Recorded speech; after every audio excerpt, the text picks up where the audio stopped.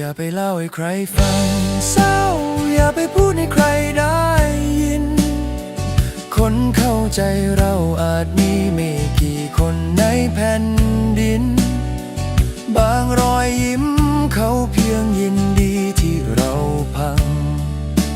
สุขอย่าไปเล่าเศร้าอย่าไปพูดเลย